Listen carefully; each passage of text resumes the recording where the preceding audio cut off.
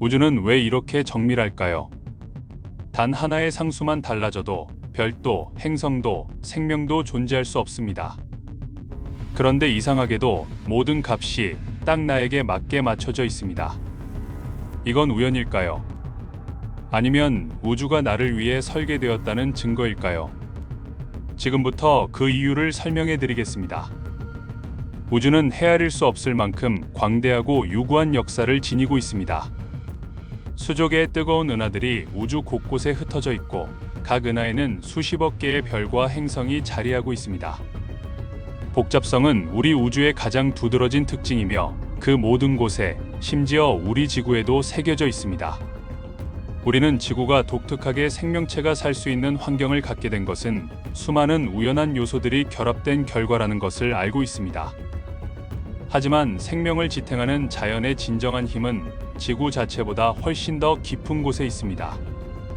별의 연소, 원자의 결합, 심지어 우주의 팽창까지 이 모든 생명 유지 과정들은 단순한 확률의 산물로는 설명하기 어려운 아슬아슬하게 균형을 이루는 물리 법칙에 의해 가능해집니다. 문제는 왜 우리 우주가 침묵 대신 지혜를 선택했느냐는 것입니다.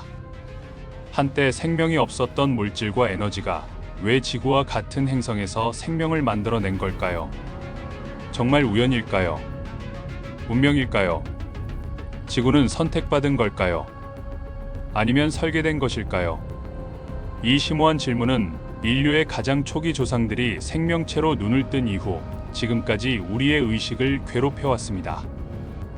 우주는 생명체의 존재에 적합한 것처럼 보이는 수많은 특성으로 가득 차 있으며 그중 많은 부분이 우리의 일상생활에서 두드러지게 나타납니다. 태양의 빛이 바로 그러한 예입니다. 태양의 거대한 핵융 합로는 양성자와 양성자의 연쇄 핵융합 반응에 의해 에너지를 공급받는데, 이 반응에서 태양의 엄청난 질량은 핵 내부의 수소 연료를 압축하여 헬륨을 생성합니다. 4개의 핵자가 융합하여 헬륨 원자의 가장 안쪽 부분을 만들 때 질량의 약 7%가 에너지로 변환됩니다. 이 값은 자연에서 작용하는 4가지 기본 상호작용 중 하나인 강한 핵력의 강도에 의해 결정됩니다.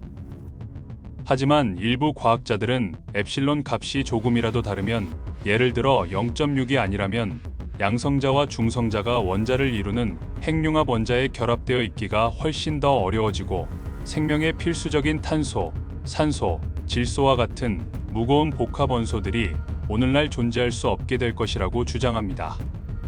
반대로 엡실론이 0.7보다 크다면 수소 핵융합이 너무 활발하게 일어나 대부분이 초기 우주에서 융합되어 오늘날에는 극소량만 남아 있을 것입니다.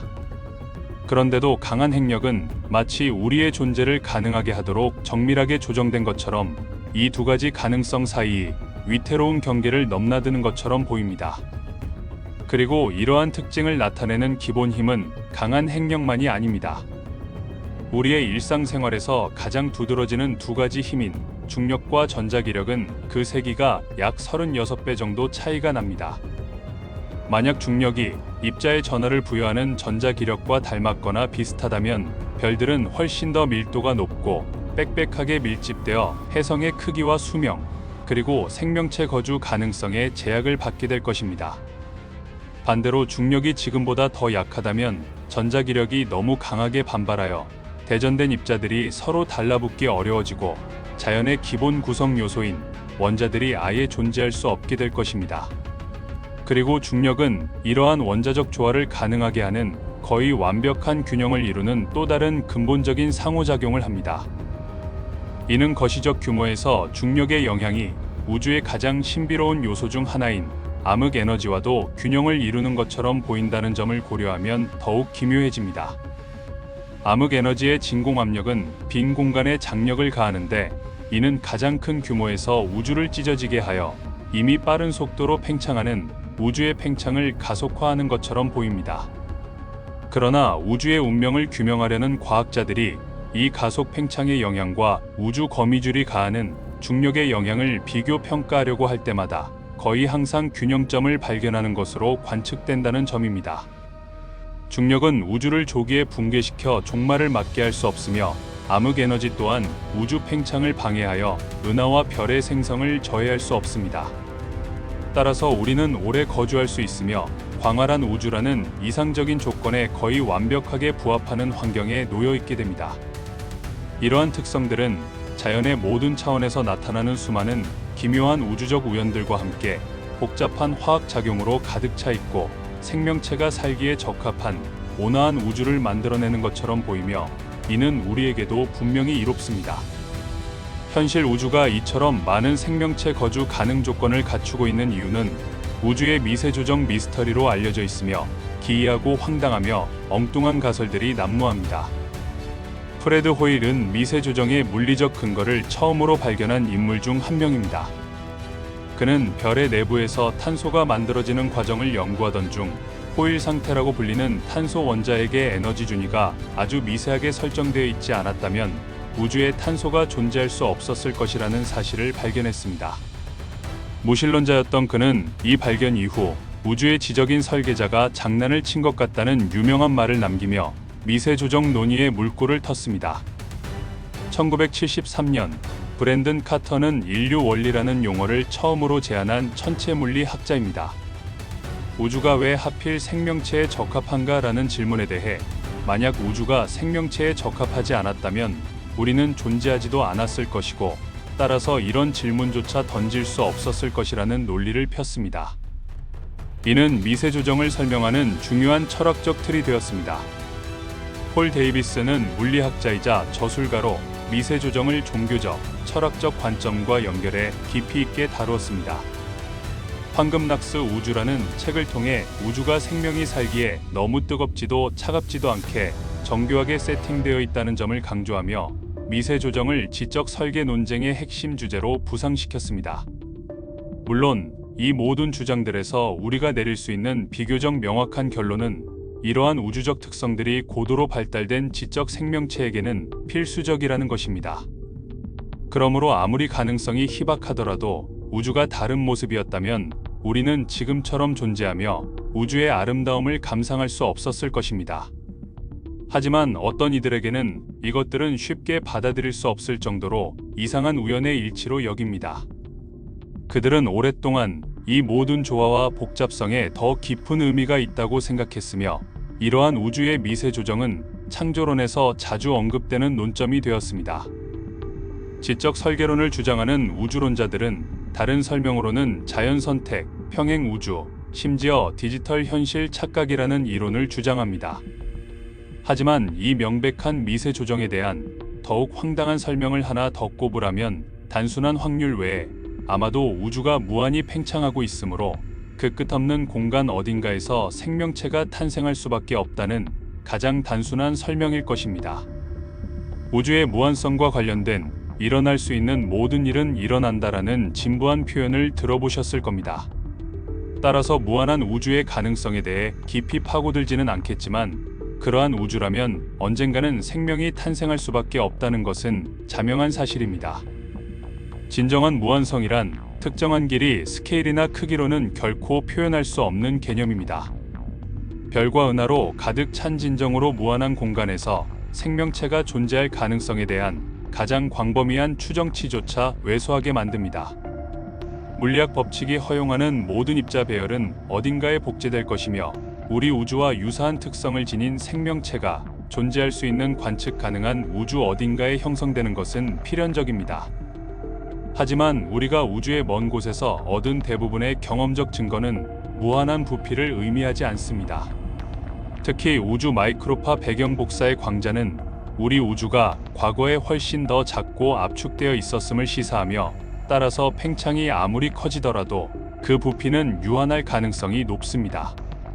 하지만 우주 마이크로파 배경 복사에서 얻은 다른 우주적 단서들은 무한성을 더 강력하게 뒷받침합니다. 앞서 언급했듯이 우주 거미줄의 중력이 미치는 휘어지고 수축하는 영향은 암흑 에너지의 반발적인 왜곡 효과와 거의 완벽하게 균형을 이루어 공간적으로 평평하고 매끄러운 우주를 만들어내며 눈에 띄는 공간적 곡률이 없습니다. 우리는 우주가 어느 정도 닫혀 있는지 따라서 진정으로 무한한지 결코 확실히 말할 수 없습니다. 하지만 대부분의 과학자들은 우주가 아마도 휘어져 있고 닫히고 있으며 유한하지만 그 규모가 너무 컸어 우리가 관측 가능한 우주의 범위 내에서는 볼 수 없다는 데 동의합니다. 마치 인간이 지구 표면의 어떤 지점에서도 지구의 공률을 측정할 수 없는 것과 같습니다. 이것은 우주 팽창설의 주요 원리 중 하나입니다.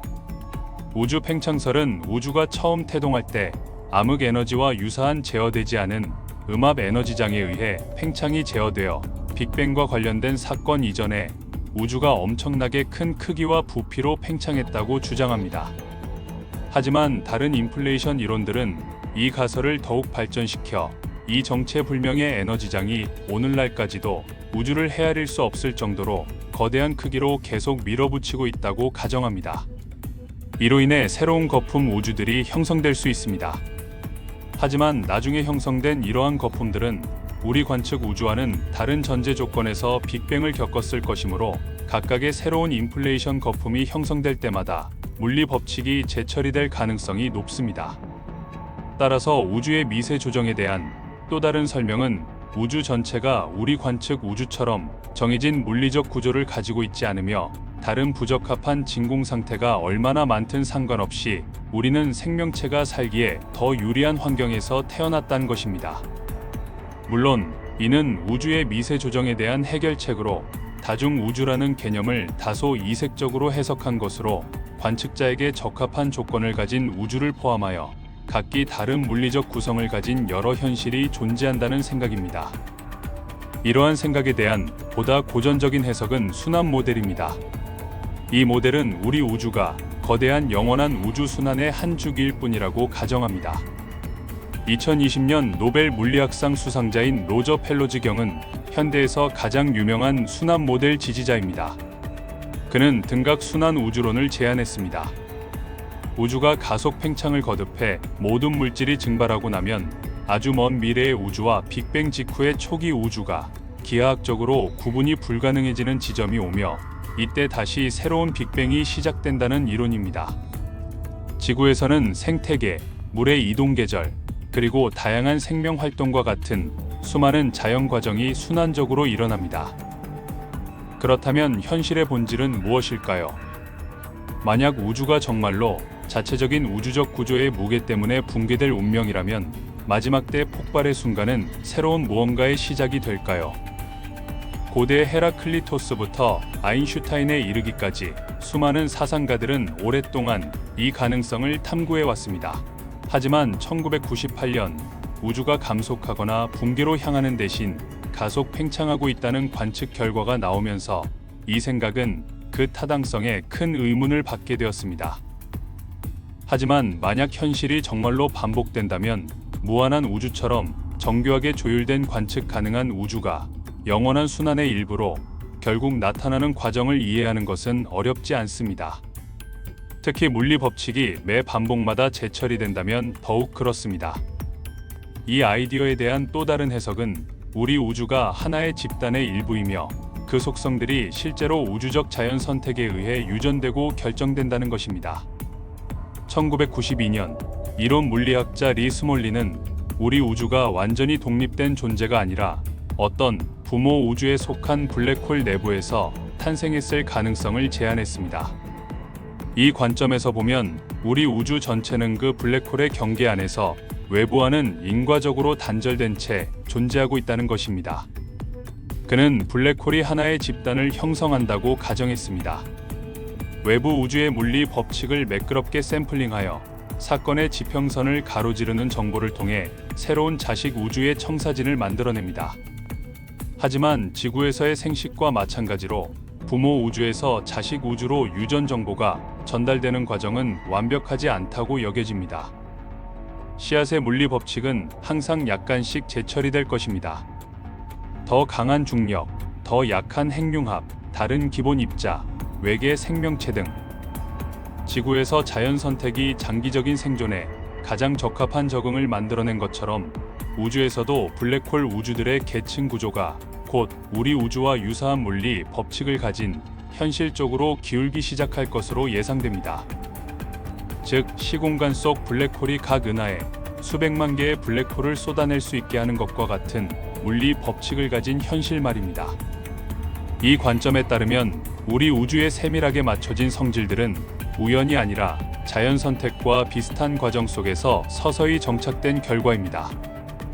만약 거주 가능성이 최종 목표와 밀접한 관련이 있다면 단 하나의 우주만을 표본으로 삼아 우리 우주보다 훨씬 더 정교하게 조정된 새로운 우주에서 어떤 생명체가 나타날지 추측만 할 수 있을 뿐입니다.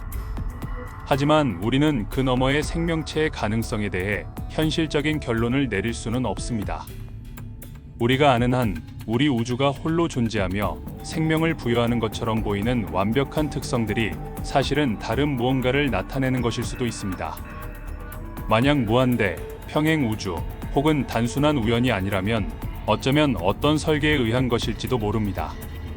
이러한 관점은 우주의 특성이 생명을 향해 조정되었다고 보는 창조론적 시각과 이를 자연 과정으로 설명하려는 우주론적 관점 사이에 드물게 공통지점을 만들어줍니다. 오늘날 전 세계적으로 60억 명이 넘는 사람들이 어떤 형태의 종교를 믿고 있으며 종종 하나 또는 여러 창조주를 숭배합니다. 하지만 우주 설계 목적론이라는 개념을 받아들이기 위해 종교를 믿을 필요는 없습니다. 우주가 특정한 목적을 가지고 만들어졌다는 생각은 다양한 형태로 나타나는데 그중 하나는 21세기의 전례 없는 기술 발전 덕분에 최근 몇 년 동안 새롭게 주목받고 있습니다. 시뮬레이션 논증은 설계 가설을 종교적 주장보다는 물리학적, 철학적으로 해석하려는 시도입니다. 이 개념이 널리 알려지게 된 계기는 2003년에 발표된 논문으로 이 논문은 우주와 의식, 그리고 우리의 존재가 디지털 시뮬레이션일 확률을 중심으로 논의를 전개합니다. 우리가 살고 있는 이 세상이 고도로 발달한 문명에 의해 만들어진 가상현실일 가능성이 있다는 시뮬레이션 우주론 논문을 발표하여 전 세계적인 파장을 일으킨 인물은 바로 닉 보스트롬입니다. 현재 일부 물리학자들은 우주의 미세한 입자 단위에서 컴퓨터의 픽셀과 같은 최소 단위를 찾아내거나 우주 광선의 에너지를 측정하여 우리가 정말 시뮬레이션 안에 있는지 검증하려는 연구를 진행 중입니다. 인공지능과 가상현실의 최근 무분별한 발전을 고려할 때 이 주장이 터무니없게 들릴지 모르지만 많은 사람들이 현실이 정말로 코드로 존재할 수 있는지에 대해 의문을 제기하기 시작하는 이유를 이해하는 것은 어렵지 않습니다. 결국 우리 우주는 프로그래밍과 컴퓨터화에 적합한 상당히 엄격하고 우아한 수학적 법칙을 따르는 것처럼 보입니다. 우선 현실에는 기본 해상도가 내재되어 있는 것처럼 보입니다. 플랑크 길이로 알려진 유한하고 넘을 수 없는 수준의 세밀함, 즉 빛의 쿼크, 렙톤, 광자는 현실의 픽셀에 대한 강력한 후보들입니다. 양자역학의 많은 핵심 효과가 원자 수준에서 실시간 렌더링처럼 보인다면 이러한 특징들이 수학적 설계의 결과이고 현실이 어떤 고차원 문명의 지시에 따라 존재한다면 우리 우주의 정교한 구성은 디지털 설계로 쉽게 설명될 수 있습니다. 하지만 반면에 우리 우주를 가장 미세한 입자까지 재현하는 것은 결코 불가능합니다. 필요한 처리의 엄청난 규모, 시간, 그리고 동시성을 고려하면 관측 가능한 우주보다 훨씬 더 큰 기계 장치가 필요하기 때문입니다. 따라서 실질적인 시뮬레이션 현실은 복잡성 면에서 기존 현실을 구현하는 것은 그 가능성이 매우 희박할 가능성이 높기 때문에 이는 현실을 모방하는 데 있어 실현 가능성에 대한 반박을 받는 원인이기도 합니다. 하지만 만약 인공현실이 어떤 수단을 통해서든 실현 가능하다면 오늘날 우리의 IT 인프라 규모를 고려할 때 우리는 각각 고유하고 정교하게 조정된 물리 법칙을 가진 수많은 환경을 시뮬레이션할 가능성이 높습니다. 따라서 설령 물리적으로 구현된 존재 차원에서는 정교하게 조정된 생물학적 현실이 존재한다고 하더라도 복잡성이 훨씬 낮은 수많은 시뮬레이션 현실에 비해 그 수가 훨씬 적을 수도 있습니다. 만약 그렇다면 확률적으로 우리는 의도적으로 정교하게 조정된 속성을 가진 인공적으로 설계된 시뮬레이션 우주에 살고 있을 가능성은 훨씬 더 높아집니다. 하지만 이 아이디어 역시 평행 우주 가설처럼 반증 불가능합니다. 그리고 관찰과 실험을 통해 확인도 부정도 할 수 없다면 적어도 이러한 주장은 과학적 관점에서는 사실상 무의미합니다. 그렇다면 더 높은 지능이 아니라면 설계가 없는 지능은 무엇일까요? 인류가 우주의 물질이 국소적인 규모에서 스스로를 자각하게 된 존재라는 것을 알고 있습니다. 그렇다면 만약 우주는 자기 인식을 갖고 있을까요? 만약 우주가 거대한 뇌라면 어떨까요? 우주의식이라는 더 넓은 맥락에서 다소 엉뚱한 이 견해는 우주가 스스로 생각한다는 주장을 펼치며 핵심적인 경험적 증거로 은하계의 거대한 그물망과 인간 두뇌의 계층적 신경 구조 사이 놀라운 유사성을 제시합니다. 2020년 시각적, 통계적 증거를 제시해 거대한 뇌 담론에 불을 지핀 것은 이탈리아의 천체물리 학자 프랑코 바자와 신경외과 전문의 알베르토 펠레티의 공동 연구 논문입니다. 규모는 약 27배나 차이가 나지만 놀랍도록 유사한 내부 구조와 비슷한 뉴런 수를 공유한다는 것입니다. 예를 들어 일반적인 뇌는 약 700억 개의 뉴런을 가지고 있는 반면 우리가 관측할 수 있는 우주에는 약 1500억 개의 은하가 존재합니다.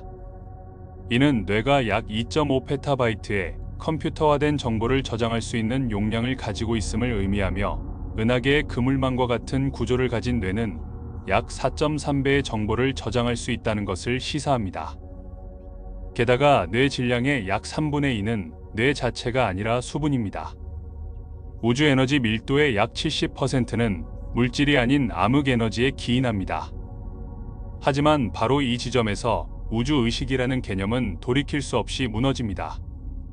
우주의 팽창이 가속되어 각 노드를 점점 더 멀리 밀어내고 있다는 사실 자체가 우주의식이라는 개념에 반하는 근거가 되며 이는 고차원 신경망을 대신하는 역할을 합니다. 오히려 인간의 뇌와 우주 웹 사이의 흥미로운 유사점은 다른 방식으로 설명될 수 있습니다. 부분적으로는 우리가 어디를 보든 패턴과 의미를 찾으려는 의지 때문이기도 하지만 기하학적으로도 둘 다 근본적인 물리적 구조의 결과이기 때문입니다.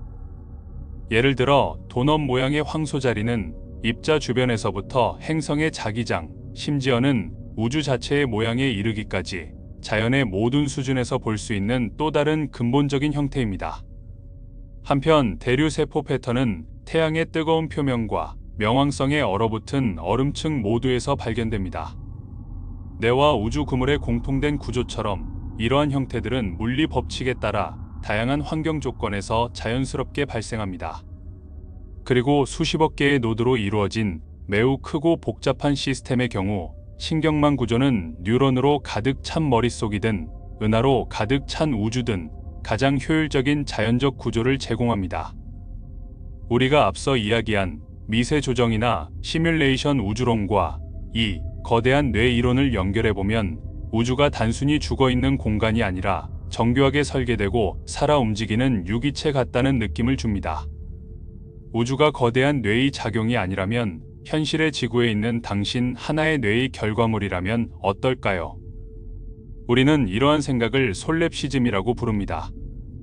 이는 당신의 마음만이 존재한다고 보장할 수 있고 아무리 설득력 있더라도 다른 모든 것은 우주 속의 꿈과 같다는 다소 자기애적인 주장입니다.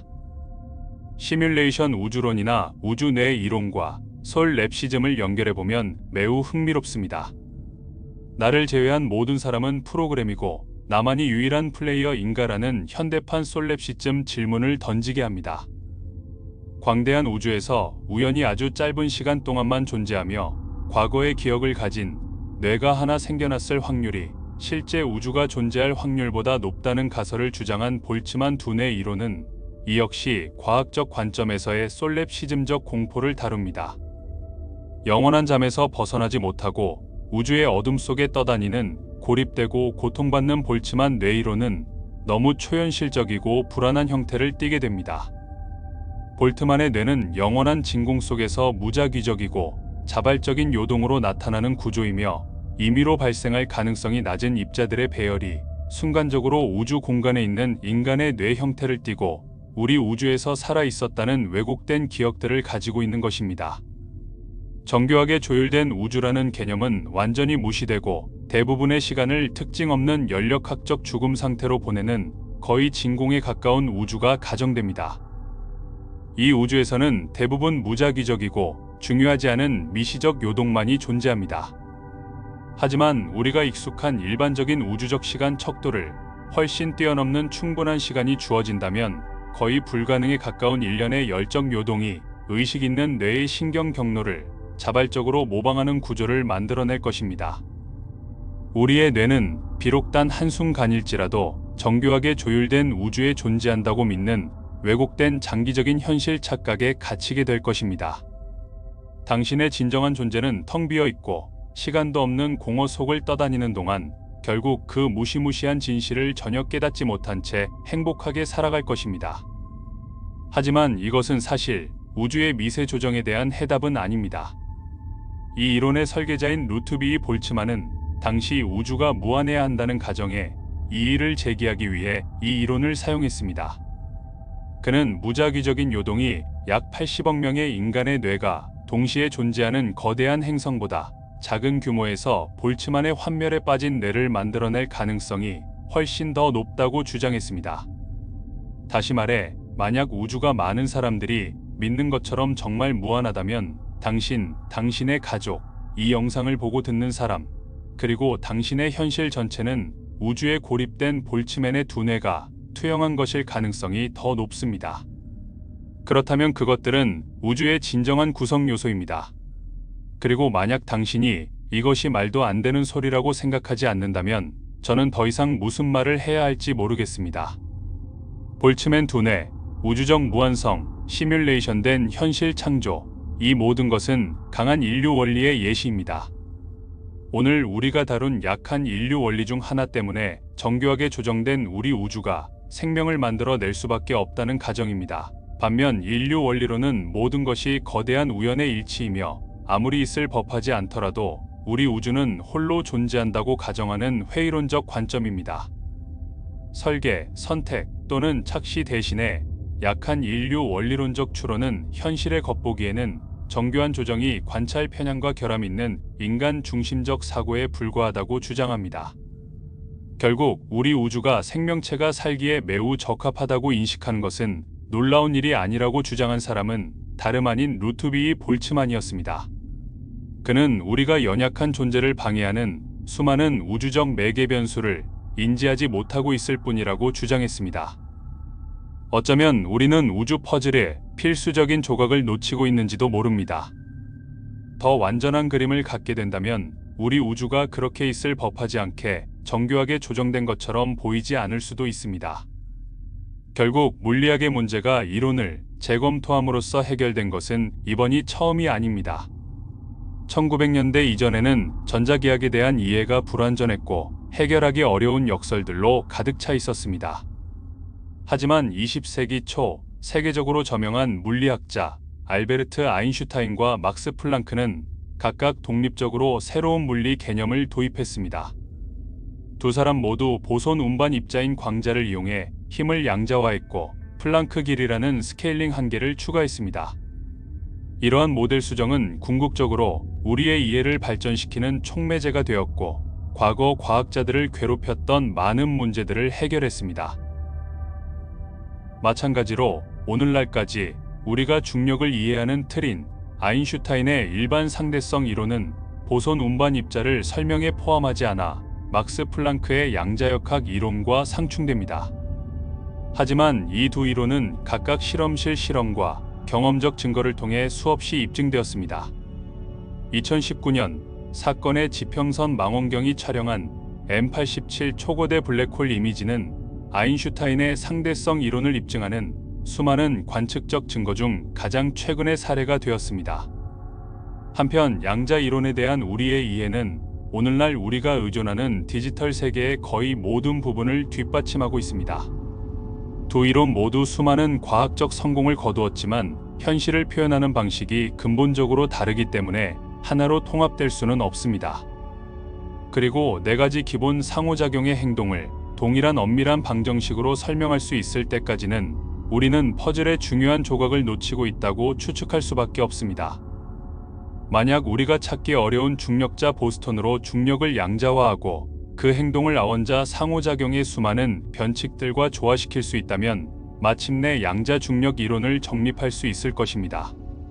이는 만물의 통일 이론, 즉 우주의 행동을 모호함 없이 완벽하게 포착하는 포괄적인 수학적 모델을 개발하는 데 필수적인 첫걸음입니다. 이러한 이론은 아인슈타인의 설계에 남아있는 몇 가지 허점을 해결해야 할 것입니다. 예를 들어 블랙홀 중심부에 있는 무한히 밀도가 높은 시공간 특이점의 개념, 즉 아인슈타인의 방정식이 성립하지 않는 지점을 설명해야 합니다. 또한 암흑물질의 임의적인 추가와 오늘날 우리가 우주에서 관측하는 중력을 발생시키는 데 필요한 질량의 약 85%가 미시적 규모에서 부족한 이유를 설명해야 합니다. 한편 양자중력은 단순히 평평한 이론적 유클리드 공간이 아니라 휘어진 시공간과 같은 역동적인 환경에서 입자들이 보이는 여러 가지 특이한 행동을 설명해야 합니다. 또한 표준 입자 물리학 모델 내의 긴장을 해소해야 하는데, 특히 물질의 질량을 부여하는 불가사의한 신의 입자, 힉스 보손의 기원과 작용을 설명해야 합니다. 따라서 수십 년간의 헌신적인 연구와 비평가들의 찬사에도 불구하고 설득력 있는 후보가 거의 제시되지 않았다는 것은 놀라운 일이 아닙니다. 현재는 대체로 비판받는 모델인 촉근 이론은 공간과 시간의 여러 차원을 추가로 도입하여 이러한 문제들을 동시에 해결하려고 시도합니다. 이는 우주의 미세 조정을 위한 또 다른 평행 우주 해석으로 거의 12개의 추가 차원과 현실에 대한 수많은 추가 레시피를 제시합니다. 우리 우주와 같은 우주가 고립되어 출현할 확률은 우주 전체에서 가장 높은 값 중 하나입니다. 그 값은 10 곱하기 10의 124승분의 1의 확률입니다. 이 확률은 우주 전체를 모래로 가득 채운 뒤 단 하나의 모래 아래만 표시를 해놓고 눈을 가린 채 첫 번째 집은 모래알이 표시해 놓은 모래알이 될 확률보다도 훨씬 더 낮은 확률입니다. 이건 거의 불가능이 아닙니다. 사실상 불가능에 가까운 수치입니다. 그런데도 우리는 이 확률을 통과한 우주 안에서 살아가고 있습니다.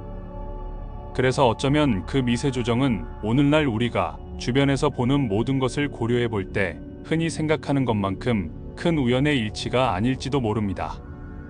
만약 우리가 단 하나의 우주만 보고 판단한다면 우리 우주도 지구처럼 특별한 이유가 있어서가 아니라 그냥 우연히 계속 쌓여서 만들어진 결과일 수도 있습니다. 우리가 아는 한 우리는 이 우주에서 홀로 존재합니다. 생명이 있는 이 우주의 크기와 규모, 그리고 그 복잡함조차도 끝없이 이어지는 시간 앞에서는 아무리 단순하게 들릴지라도 결국에는 큰 의미를 갖지 못할지도 모릅니다. 사실 우리는 아무것도 아닙니다. 세상은 본질적으로 불안정하고 불확실성이 지배하는 영역에서는 아무리 오랜 시간이 흘러도 의미 있는 무언가가 만들어지지 않을 수 있습니다. 어쩌면 삶이란 이런 근본적인 필연성 속에서 기묘하게도 우연처럼 나타난 있을 법하지 않은 부산물일지도 모릅니다. 만약 다른 방식이었다면 우리는 여기까지 오지 못했을 테니까요. 오늘 이야기는 여기까지입니다. 다음에 또 만나요. 안녕.